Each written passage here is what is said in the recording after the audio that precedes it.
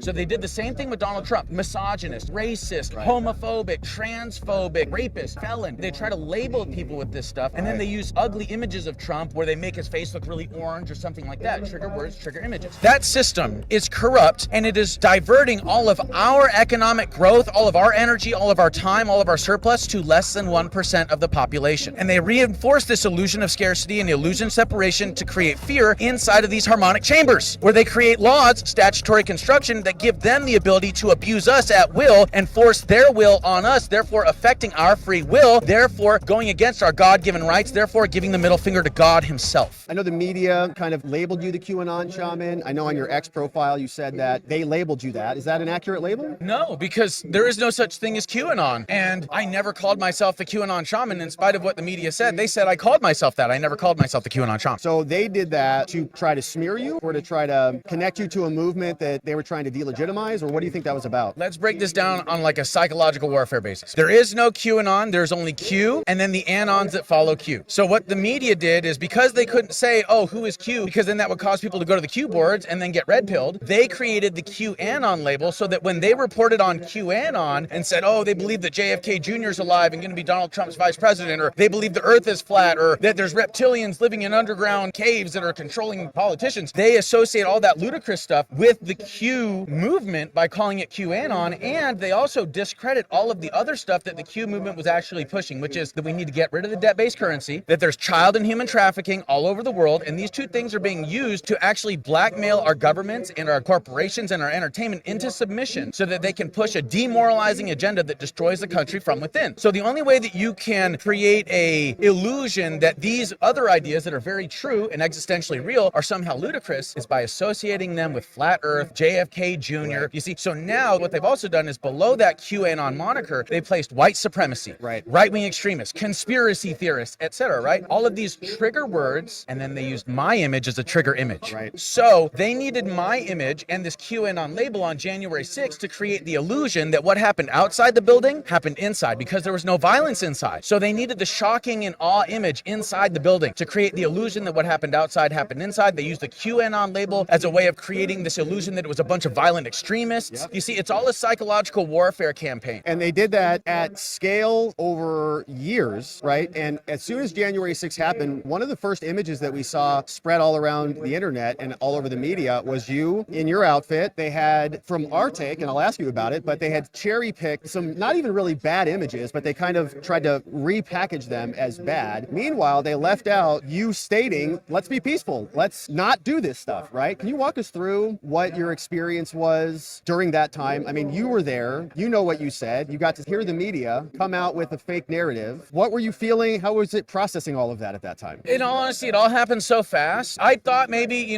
misdemeanor charges for trespassing or something. I never expected the full weight of the government and the media to come down on me like that. But at the same time, after seeing the way that they framed it, I'm not surprised. So, they say that you were there for the QAnon reasons and for a bunch of other reasons. Why were you there? Well, that's the interesting part, is that the reason I was there was not the reason everybody else was there. So as a shamanic practitioner, I understand that Washington, D.C. is built on electromagnetic ley lines like the pyramids and obelisks, medicine wheels, and ancient sites of old. So these electromagnetic ley lines are actually almost like antenna for this electromagnetic signal. We're talking like spiritual warfare type stuff. So these buildings are built on these ley lines to channel the electromagnetic energy. And if there's going to be 1 million people assembled on the ley lines, that's like putting 1,000 or 1 million batteries into an engine and firing it up. We're talking about tremendous amounts of power. So as a shamanic practitioner, I was there on both December 12th and on January 6th to ensure that the highest possible frequencies of love and peace and harmony are plugged into the grid system. Right, and that's interesting that you brought that up, because DC is organized very interestingly, right? There's symbolism. There's a pentagram, there's a pyramid, there's the eye at the top of the pyramid, but actually just so happens to be the Masonic temple in DC. There's also where the Pentagon is at, and like the compass and the square and all that stuff. And the Congress building looks like an owl. There's all this symbolism that is in there, and it's in there for a reason, because it's actually channeling the electromagnetic energy of the planet. And so were you there because you had a foresight? You foresaw that maybe there was going to be turmoil that day and you were there to try to stop it? Or what was the purpose of being there in that energy? The purpose of being there and in that energy is to steer that energy properly. Got it. Because it has a lot of potential. You see,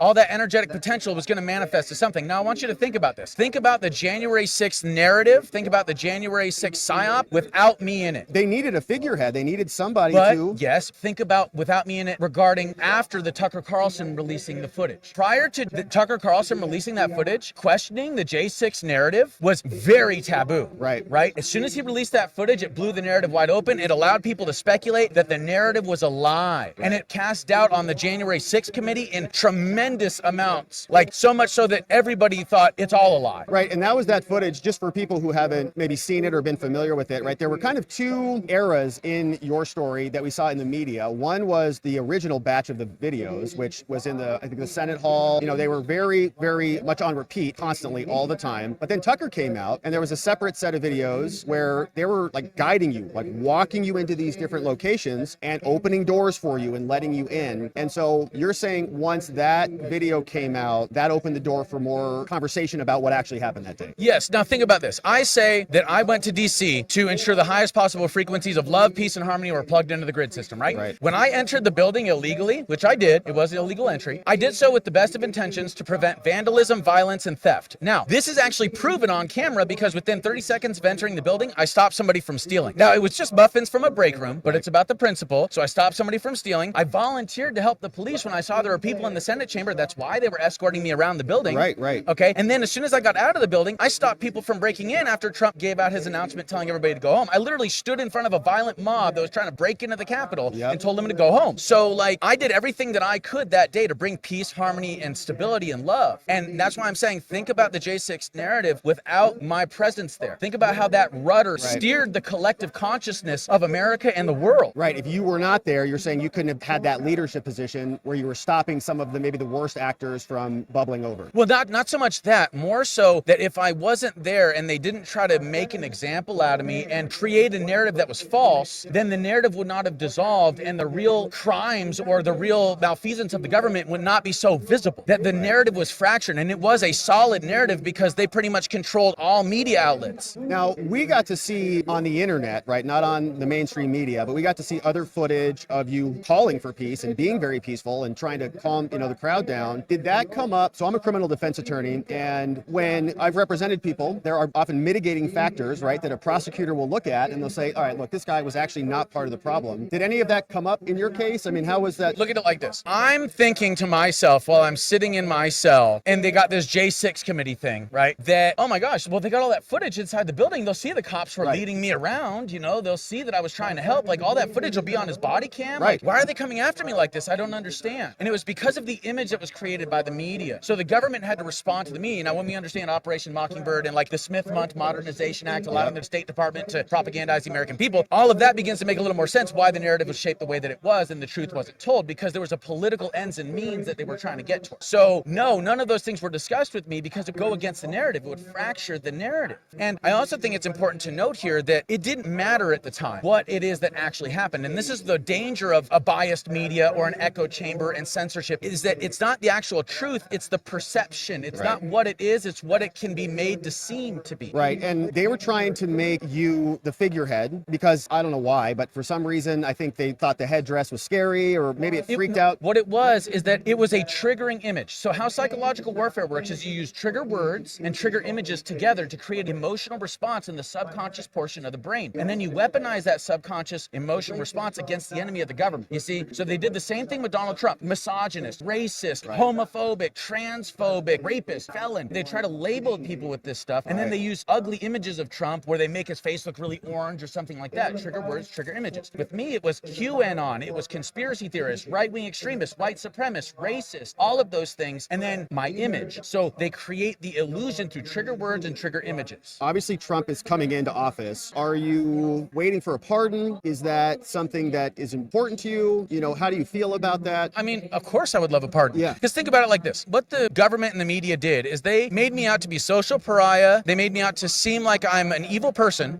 a white right-wing extremist, a racist, a white supremacist, all that. And then they took away my ability to defend myself by saying I can't own a firearm. How is that legal? I don't understand. Like, that's so wrong. On that alone, I and many other January 6ers that were charged with 1512 are in a similar boat. So I think pardons for those non-violent people is important. I also think it's important for people that were violent to serve their time. Wasn't it Clarence Thomas that said the average American citizen breaks 6 federal laws a day? Yeah. That's way too many federal laws, right? That is an overgrown and bloated government. Now, if we think about it, the rules that we have for the government government are a couple of pages. Right. The rules they have for us could literally fill, this stadium. Yep. So hold on a second here. What exactly are we talking about? So actually, as a lawyer, this is something that I kind of wanted to talk to you about. Yeah. Statutory construction. Yeah. Right? The reason we got into the mess that we're in Yep. is because of statutory construction. It's written loosely so that the government can interpret it whatever way they want. They can create these regulations based on this loose interpretation and therefore create policies that are counter to the Constitution. Is that correct? Yeah, so the idea is Congress or a legislature writes the laws, right? So for people who don't know what statutory construction is, right, we've got statutes all over the place. You got to have some people write these statutes. You've got Congress people, legislatures who write them. And for example, the Constitution, right, was written by our founding fathers. Then the question is, how do you interpret those statutes? Now let's go a step deeper, right? Yeah. The founding fathers defined tyranny as all three branches of government consolidated into a centralized power like what they were dealing with the crown, right? Sure. So let's break this down when it comes to governments and how the founding fathers got to the conclusion they did about the government that they did and how it is that we've strayed from that with the creation of the bureaucracy. So if you look at history, you see we got monarchies, we've got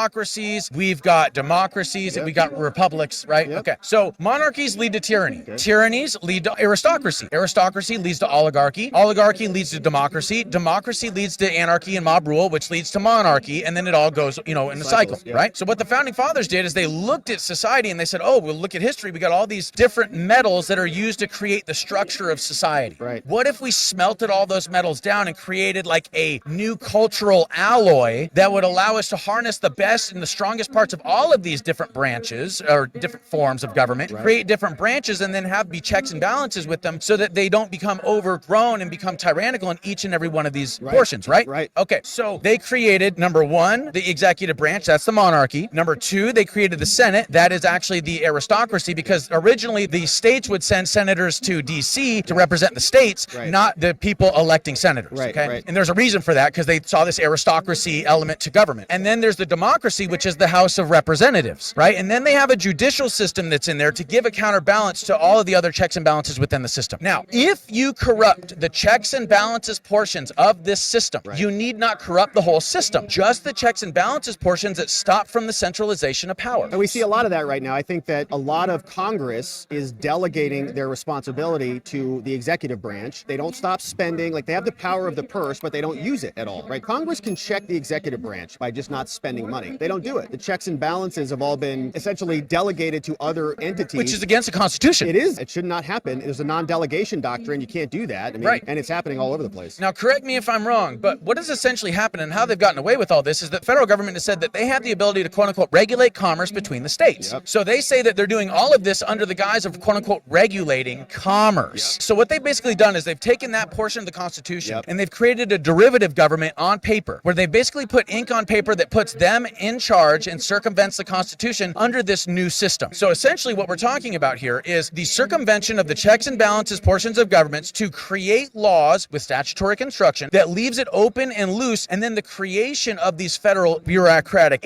agencies that interpret these loose laws for the corporations that wrote the laws in the first place. Then they use the government's monopoly on force and violence to reinforce the corporate will of these 150 international corporations and banks. Does all that make sense? It makes total sense. And I think that's the definition of fascism. Is Yes. when you have the commingling of business and government. And it's happening at scale. It's Yes. happening all across the country. And all across the world. So here's the thing. If you're able to do it in one country, you're able to do it in another. And coming back to January 6th, okay? We're dealing with a government that is expert level at regime change. And when they do regime change is when there's a death of a monarch or when there's an election. So if we look at the hallmarks of what happened in the United States during 2020, we see all the hallmarks of a regime change, Right. including what happened on January 6th with the provocateurs, the hijacking of the mob, the pipe bomber that still hasn't been investigated. Like all of this stuff is hallmarks of corruption. It's hallmarks of a regime change. So what we have to do is we have to recognize, okay, who's the corrupting agent here that is centralizing power by circumventing the checks and balances portions and also is running the bureaucratic agencies? Because there's over 400 something of these agencies, right? So we have this fourth branch of government that is essentially tyrannical because it consolidates all three branches of government. They have regulation, they're creating laws, they have their own regulation enforcement agents, that's executive, and they have their own administrative courts. Yep. So it's tyranny, right? Yep, we are experiencing multiple attempts of tyrannical entities, right, to try to commandeer things. Do you think that that has been rejected with this last election? I mean, do you think the people have seen some of that and they're speaking to try to change it? Or do you feel like there's still more work to do? Oh, there's a lot more work to do, but yes, people are seeing it. Yeah. The collective consciousness has shifted. That's why I,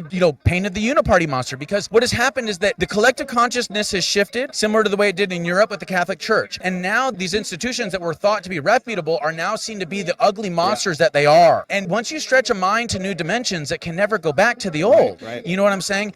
What happened is that our collective mind rose above the institutions. Yep. Look at it like this. That's right. This shit that was created by this tyranny acted like the perfect fertilizer for the seeds of freedom. And yes, those seeds of freedom were suppressed by pain and suffering and censorship and obfuscation and, marginalization. But regardless, that was the perfect environment that was necessary for these seeds to germinate and to sprout above the crap. Yep. And then when they sprout above the crap, they actually are acting as evidence of a different mental dimension that is outside of the narrative that has been crafted by these corrupt institutions. What we're essentially talking about here is the dissolution of a linguistic construct and a cultural paradigm on a mass scale. The recognition that these institutions are corrupt and cannot be trusted. That's a big deal. Theirs is a religion that has no opportunity for redemption or forgiveness. That's right. Okay? And that's the only way we stop this vicious cycle of violence, chaos, and hate and pain, right? Christ understood that. You know what I mean? That's why he preached what he preached. So really what we're witnessing here is the fall of the old guard. Believe it or not, it's the apocalypse. Yeah. Okay? Because an apocalypse is actually the lifting of the veil or a revelation, right? It's the lifting of the veil during a time of mass deception. And what's happening here is we're seeing the lifting of the veil because, guys, it's been this bad. We just didn't know about it because they had control over the information networks. Right. Information is the most powerful weapon we have at our disposal. Now, if we in America are divided into these compartmentalized and propagandized groups of warring tribes that are arguing over misinformation narratives, then it's no wonder our country's falling apart because we don't have access to real information and we actually can't create a stable identity for ourselves to live under. Do you know what I'm saying? Like, it's all fractured. Right. We're living under their terms, in other words. And when the framing that I've always liked on this is they're almost like jailers, okay? And we don't know that they're jailers, but they have us jailed. They have us being fed walls of propaganda. They tell us numbers are, they say they are when we know that the reality is different, right? Yeah. Everything is disinformation. And so we really are not as free as we think we are. The stuff that RFK Jr. is working on with the food. Right. The poisons that's in the food actually make the mind susceptible to the propaganda, to this misinformation narrative because it inhibits cognitive function. Glyphosate literally not just destroys your gut flora, but it affects your serotonin production. That regulates your sleep, your mood, your sexual appetite, all sorts of stuff. There's endocrinial disruptors in almost all of our food. There's atrazine in the water that are feminizing the men and masculating the women. Like what is going on here? So what we're witnessing here is the apocalypse because all of these different areas of our lives that we were ignorant to or blind to, we are now becoming conscious of. And this is the coming of the age because we are moving from Pisces into Aquarius. There's a large energetic shift coming back to the ley lines and the spiritual nature to all of this. There is a large consciousness shift, both individuals and on a collective level, to where we're understanding, for example, the truth of unity. And we're also understanding that separation is an illusion, that we can't destroy the world or destroy another without harming ourselves. We are currently experiencing something that our founders, ancient ancestors, they wish they could be alive for this time, dude. This is the most exciting time we could possibly have picked to be alive. Because I don't know if you're aware, but on a spiritual level, we're not just completing what's called a great year, which is a 26,000 year cycle. We're also starting a new solar cycle, which is 100,000 years or something like that. And same thing with a galactic cycle. We just went around the entire galaxy once. We just completed a full revolution around the galaxy that takes several million years. And we just crossed what's called the galactic equinox, which is where the black hole at the center of our galaxy has a hold on all the stars, that gravitational waveform, that we just crossed. Our poles are shifting. We are changing our consciousness. The sun is going nuts because all this energy is being channeled through the system because our consciousness is expanding, not just on an earth level, but on a cosmic level. We're talking like spiritual level stuff. So in Washington, D.C., they built these Capitol building, the White House, and the Supreme Court on ley lines. Within these buildings, they have built literally echo chambers or harmonic chambers. That's why you have the dome, or that's why you have the structure that you do in the White House, or even the Lincoln Memorial is an echo chamber or a harmonic chamber, okay? And it's because at these sacred sites, sound ends up affecting the electromagnetic ley lines of the planet itself, and you can actually directly plug your thought, your intention, your emotion into the ley line and affect the quantum entangled universe. Now, Washington, D.C. is, we just explained, corrupt and putting out laws and regulations and policies that do what? They govern our behavior, and they do that by governing our thoughts and our emotions. If I do this or if I buy that, I could go to jail, or if I speak out against the government, I could be targeted, whatever. So our thoughts and our emotions are affected by the legislation, the regulations, and the policies in D.C. So, and it's like being beamed into the earth. Yes, now you're seeing it. And all of the things, all these debates that they're having, all these laws that are being passed in the echo chambers or the harmonic chambers of these buildings. And so they're plugging it directly into the grid system. That system is corrupt, and it is diverting all of our economic growth, all of our energy, all of our time, all of our surplus to less than 1% of the population, because over 150 corporations and a bunch of banks are owned by the same handful of people. Okay. We just agreed that they're all trying to monopolize the resources, labor, and currency. Okay. So the system that we're dealing with here at home, it's a national system that's a part of a globalist system where they've essentially done the same thing that they've done on a national level in the United States on a global level. And they're trying to do it all over the planet. And they're doing this to control the collective consciousness of humanity through fear, pain, suffering, disease, war, famine, chaos, etc. Essentially the illusion of scarcity and the illusion of separation. And they reinforce this illusion of scarcity and the illusion of separation to create fear inside of these harmonic chambers, where they create laws, statutory construction, that give them the ability to abuse us at will and force their will on us, therefore affecting our free will, therefore going against our God-given rights, therefore giving the middle finger to God himself. For over a year, I have been going down to the Arizona Capitol, and I have been praying on the ley lines in the harmonic chamber known as the bowl down at the Arizona Capitol. I've been praying and doing a guided meditation for over a year on the Capitol ley lines to use the Capitol ley lines to connect to Earth grid and steer consciousness and global civilization toward a positive timeline. On that day, July 13th, that was a Saturday, and what we did is we said, look, we're just trying to branch to the best possible timeline of unity, of love, of peace, of harmony. We are praying to you, God, that you will please branch us to the most positive timeline that we can have, of abundance, of love, of, all good stuff. Yeah. And then, lo and behold, by like this much, dude misses an assassination attempt. I know. Okay, so I'm not saying that that's because we prayed for it. I'm saying that what it is that our collective consciousness as a human species has risen to a point of frequency to where negative timelines are going to have a hard time manifesting, because negative timelines are based on fear. Yes. It's based on this apparatus controlling the minds of the population through disinformation and misinformation. If you lead people into a worldview that's based on lies, you control the world. And here's the thing, if we talk about like compartmentalization in the government, we talk about non-disclosure agreements and stuff like that, deep underground military bases, we're talking about like Q-level security clearances and stuff like that. We're talking about the amount of information that people don't know is more obviously than the amount that they do know. Yeah. And the stuff that they do know is actually tainted mostly with disinformation. Right. So everybody's living in a false worldview. Right. And they have been in overdrive on that, suppressing people during this really important era, right? I mean, during elections, they were censoring us about life or death situations, COVID and the jab. Many important things. Well, in Hunter Biden's laptop. Yeah. And now you're feeling this energetic shift. So I've also heard, maybe you can talk about this, that there was a negative energy that day on January 6th. Well, the day of January 6th, there was something in the air for sure. I just sensed neutrality. I sensed it was like on the fence, like could go one way or another. It wasn't like that on December 12th though, because I went on December 12th and it wasn't like that. Yeah. So there was definitely an energetic shift there, but the shift from then to now. So in shamanism, the shaman or individuals in the tribe and the shaman will often go through what are called ordeals. So like, for example, I believe it's the Zunis, this group of men will do like a 4-day pilgrimage where they walk through the desert with no food, no water, and barefoot in the ancient traditional way of their ancestors. And they do this to create positive timelines. Positive timelines, no disease, safety, abundance of food, abundance of water, etc. So if they notice that if they don't do these things, then they get things like famine, disease, war, chaos, death. So they do these things to avoid negative timelines. So you're essentially pushing your mind and your body to the being right up against death, but you don't die. So in that way, you're actually anchoring life into the grid system of the planet, and you're creating a positive timeline because you pushed away death. Right. What I went through on after January 6th and what I went through in my prison time and my solitary time and all of that stuff, and even some of the stuff I experienced afterward and some of the things my family's been through, I consider that an ordeal. Yes. And dude, believe it or not, I had a vision. I do believe it. As a shamanic practitioner, dude, I had a freaking vision of some stuff and I acted on it, and this is where we're at. So it's like, thank you, God. Yes.